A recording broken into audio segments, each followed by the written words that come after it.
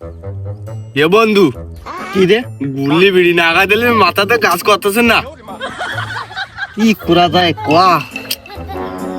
এ এ ওরা অনেক কাজ করতেছে, ওনে চল দিন দেই, ওনে গেলে একটা কাজের লাইন হবে নি, আর টাকা পাওয়া যাবে নি, আর গুল্লি বিড়ি কিনে দুজন খাবা নি। তাই ঠিক আছে, আচ্ছা তাহলে ওঠ চল চল। ওঠ। 5 6 7 8। এ দাদা, কত কি পেটে ভাতে কিসের নেবা নাই? আমার কিষেন তাই কি জানে, তোমার ষাটে বাতে মারাতে আছে, তোমার কিষেন যাদুনি তুই সিস্টেম হয় কেন না?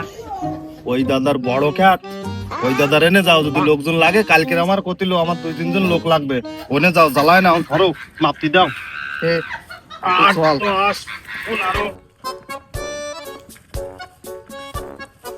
এ দাদা, কত পেটে ভাতে কিসের নেবা নাই?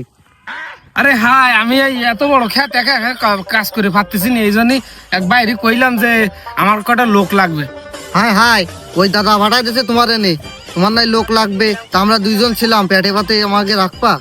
তো তোমরা পেটে ব্যথার কিসেন দেবো, তা কিরাম কোনো শর্ত শর্ত আছে কিনা তোমাদের? এ বন্ধু, সে আমার যে শর্তগুলো আছে সেই শর্তগুলো বল। আমার যদি কামাতা করতেছে, আমি বসতে লাগলাম। হ্যাঁ তুই বয় এনে বয়, আমি করছি। দাদা আমাকে কিছু শর্ত আছে। তা বলো শুনি। ওই শর্ত বেশি কিছু না, সকাল বেলায় ঘুমাইতে উঠিয়ে ওই আগে একটা বিড়ি লাগে, আর ওই দোকানে যে 2-3 কাপ চা খাই, বেশি না, আর ওই 5-6 খান রুটি, আর ওই 4-5টা পান খাই, আর গালে যা ধরে তাই নিয়ে আসি, আর ওই 4-5টা বাইন্দে নিয়ে আসি। তা বাবু আপনার তাহলে দুপুর বেলার জন্য কি কি করতে পারে?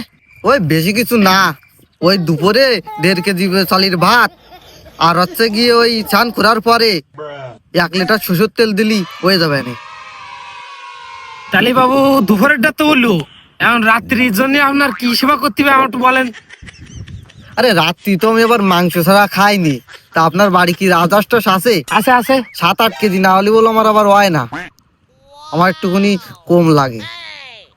বাবা, তোর এই যে কাজের যে শর্তগুলো দিলি, তা তোর এই টাকা কিসেনের টাকা দিতে গেলে তো আমার এই জমি জমা সব বিক্রি করা লাগবে না।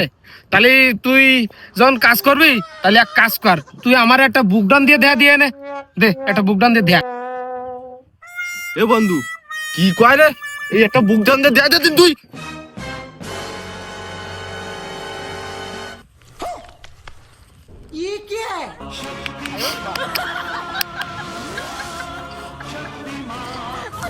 रुको जरा, सबर करो।